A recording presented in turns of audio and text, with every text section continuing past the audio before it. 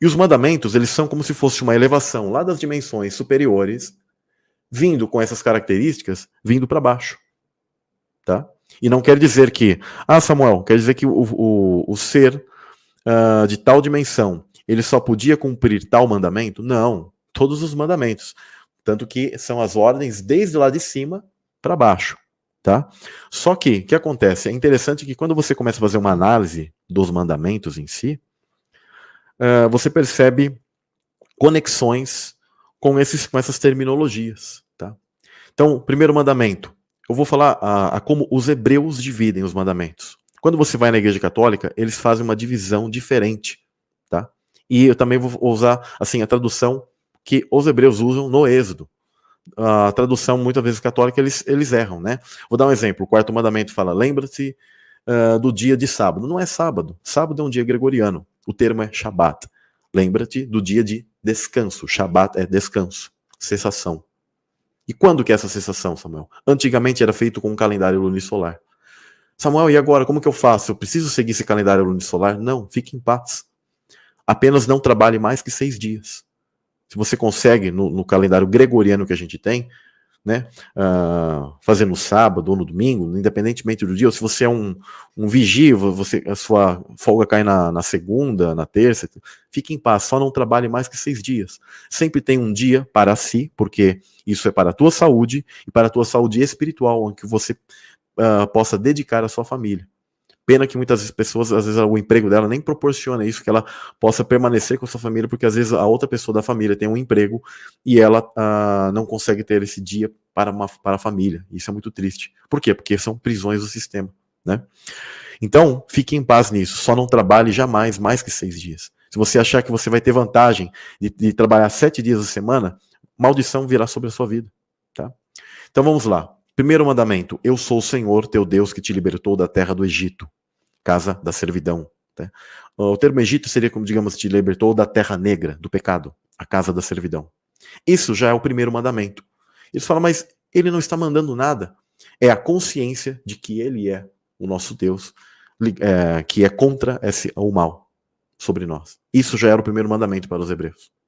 O segundo, aí sim, tem a questão de idolatria, que é não terás outros deuses diante de minha presença, ou seja, acima. Eles colocam diante da minha presença, mas na verdade acima de mim.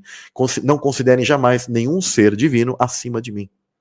E não farás para ti imagem esculpida, nem nada semelhante ao que há nos céus acima, ou na terra embaixo, ou na água debaixo da terra. Isso aqui é interessante, né?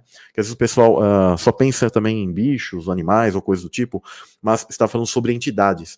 Não fazer as imagens dessas entidades para que você venha adorá-las. Samuel, na arca eles tinham a imagem de serafins, de querubins ali na arca, né? Por que eu falo serafim, pessoal? Porque querubim e serafim eles são intercambiáveis, tá? Mas a gente conhece mais por querubins, né? Então, as duas imagens de querubins. Inclusive, pasmem vocês, não importa se vocês compreendem ou não, mas um era masculino e o outro era feminino, tá? O da esquerda era feminino e o da direita era masculino. Então, o que acontece? Lá, ninguém está fazendo uma imagem daqueles seres para você ficar adorando aquilo, entendeu? Então, ali não se trata de idolatria, é muito simples. Agora, tem pessoas que sim, elas veneram, né? Os católicos, eles veneram imagens ali, sim, o duro que eles acabam orando para aquele ser. Muitas vezes eles fazem uma espécie de adoração direta, mas por entenderem aquela entidade, aquele cara ali, o São Pedro, São Sebastião, tem milhões de São aquilo e santo aquilo. Então, como uma pessoa intermediária, eles estão equivocadíssimos, eles estão tirando aquilo que é Jesus, que é a única figura intermediária entre nós e Deus. E Maria também, não é isso. A Maria é uma teologia, a mariolatria, que eles criaram depois. Aliás, para substituir a figura do Espírito Santo. Tá? Mas um dia isso fica para uma outra live, senão fica muito, muito extenso.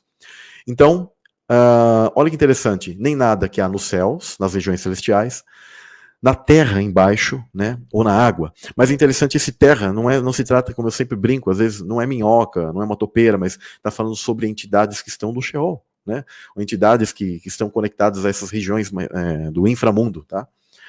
E nem debaixo da água. Não te prostrarás diante deles, nem os servirás, pois eu sou o Senhor teu Deus, um Deus zeloso, que visita a iniquidade dos pais nos filhos até a 3ª e 4ª geração dos que aborrecem. Ou seja, Deus ele pode permitir que até as gerações que venham a nascer filhos do maligno. aquilo que eu comentei bem no início da live, mas bem brevemente, onde existem uma linhagem de demônios que até nasceram nesse mundo e eles retornam. Por isso que o livro do Apocalipse, na parte que eu li, ele fala claramente, prestem bem atenção nesse trecho aqui, ó, onde eles dizem que e são também 7 reis, 5 já caíram, um existe, outro ainda não é vindo. Quando vier, convém que dure um pouco.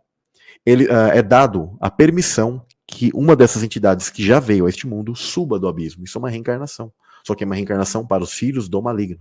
A igreja não vai te ensinar isso aqui, porque tudo aqui para eles é uma espécie de governo. Eles falam, é uma nação tal que voltou a existir. Mas eles ignoram, são negadores de texto. Tá? Eles ignoram que são reis, são entidades e ela retorna. A Bíblia está falando. Tá? E isso era a mitologia de todos esses povos pagãos, porque eles serviam a demônios, esses demônios colocavam o conhecimento deles, que eles retornavam a este mundo. Então, dando continuidade à parte aqui que eu estava fazendo a leitura, sobre os mandamentos. E aí diz assim, mas mostrarei bondade para centenas de gerações daqueles que me amam e cumprirem os meus mandamentos. Terceiro mandamento, não jurarás pelo nome do Senhor teu Deus, juramento em vão, pois Deus não absolverá nem ninguém que use seu nome em vão.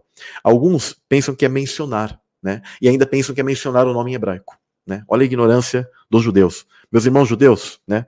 Eu também tenho família judaica, mas vocês são muito ignorantes nisso, né? Porque vocês acham que é pronunciar o nome em hebraico. E não era isso que a Escritura estava dizendo. Ela estava falando de você usar a figura de Deus para algo que ele seja vão, que ele não tenha sentido. Tá? Se eu, por exemplo, estou falando de Deus, mesmo que eu não estou falando o tetragrama em hebraico, mas se eu estou falando de Deus de uma maneira vã, de uma maneira sem respeito, de uma maneira que ela não vai edificar a vida de uma pessoa, né? Eu estou usurpando a figura de Deus para isso. Tá? Não é questão de pronunciação, e os caras, tem gente que pegou e jogou para esse lado, né? Os judeus em suma, e aí tanto que o pessoal fala, se perdeu o tetragrama e tal, sendo que na verdade a grande importância não é uma questão de idioma, tá? Apesar sim do idioma hebraico, eu estudo muito ele, por quê? Porque ele é a base de compreensão mais limpa que a gente tem do que foi escrito para nós. Né? Não foi um chinês que escreveu, foram hebreus. Então tem que estudar a língua deles e ter um entendimento do que está aqui no texto ali. Porque muitas vezes as tradições e as traduções fazem com que nós venhamos a perder o conhecimento correto de tudo que está ali. Por isso que quando você vai fazer um estudo de Apocalipse, você percebe nas igrejas, elas têm 10 estudos diferentes de Apocalipse do mesmo verso, porque eles ficam lá divagando e não entenderam, a não ser que eles compreendam as culturas, compreendam o mundo hebraico nesse sentido, tá? O quarto, como eu disse, lembra-te do dia de Shabat, de descanso, para santificá-lo. Por 6 dias deverás trabalhar e cumprir todas as suas tarefas. Mas no 7º dia, ou seja, 6 dias úteis, tá? Tinha muitas vezes que eles até descansavam mais dias, tá, pessoal? Mas o importante era que eles jamais trabalhassem mais que 6 dias, tá? Não deves fazer nenhum trabalho, tu, teu filho, tua filha, teu servo, tua serva, teu animal. Eles deixavam, inclusive, todos os que estão envolvidos na família num momento tranquilo para eles. Olha que interessante, né? E dentro dos teus portões, pois em 6 dias o Eterno fez os céus, a terra, o mar e tudo que nele há, e descansou ao 7º, ou seja, até o Eterno. E isso é uma alusão a um ciclo celestial, do qual Deus ele desprende energia de si, e ele quer que aquilo retorne. O Shabat era para uma reunião de todos os seres lá nos céus, onde eles se reuniam e agradeciam ao Eterno, retornavam tudo aquilo que foi desprendido a eles para que eles pudessem ter sua vida, sua família, toda a sua civilização, uma civilização celestial.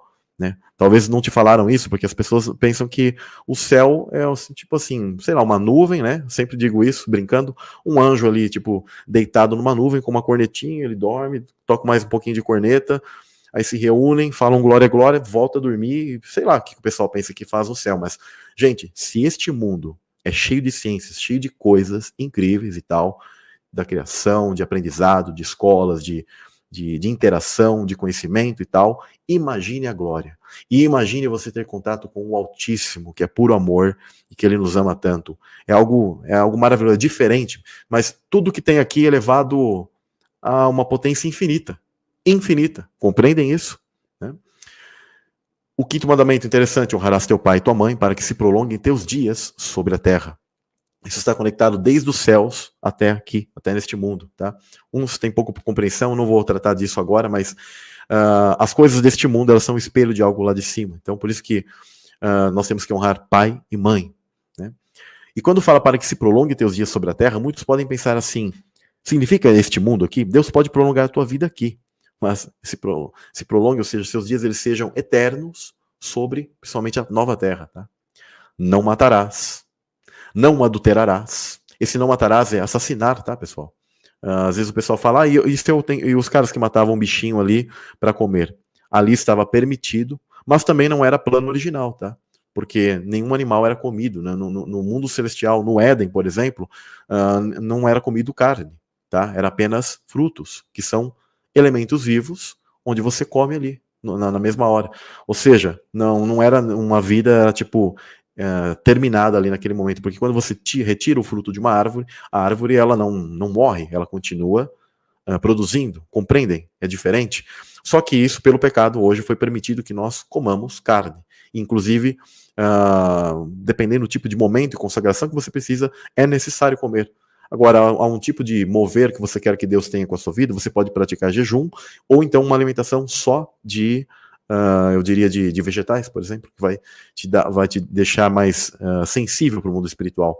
É por isso que os ocultistas, conhecendo isso, conhecendo esse conhecimento celestial da Bíblia, eles usam também, vocês já perceberam que a galera que vai lá numa religião tal, não vou ficar mencionando aqui porque pode dar problema para mim na live, mas os caras jejuam, os caras e geralmente não comem carne e tal dia, o quê?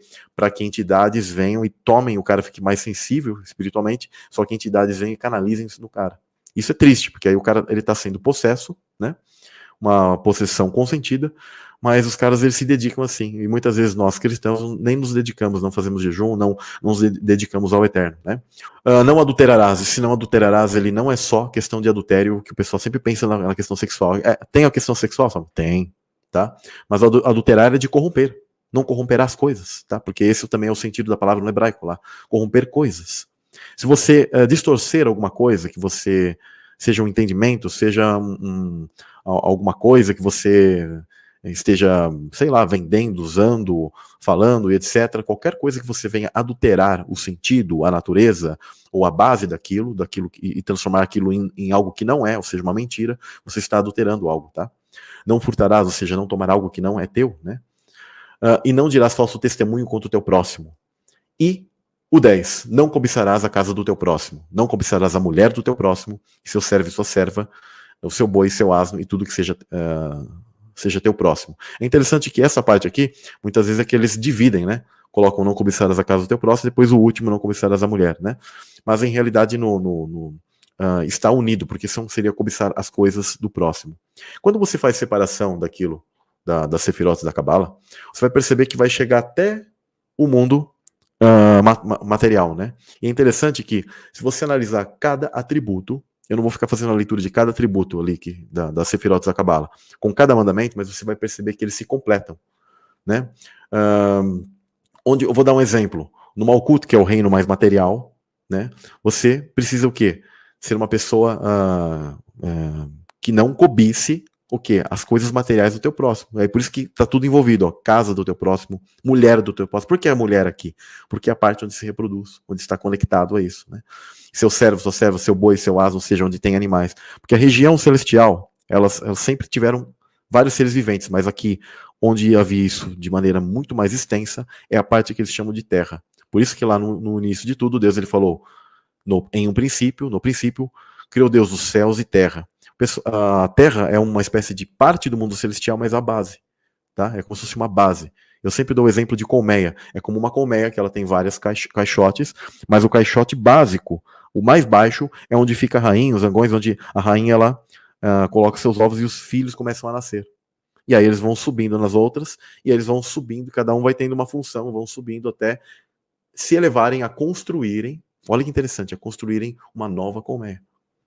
Tá? Então assim são os mundos celestiais. Os mundos celestiais eles são amplos e há como se fossem muitos mundos. Por isso que Jesus falou, na casa do meu pai há muitas moradas, muitas dimensões onde elas se ampliam. Nós seremos levantados a termos funções diversas e ampliar esse mundo de Deus. né? Hoje a nossa mente não consegue compreender muita coisa porque estamos limitados, né?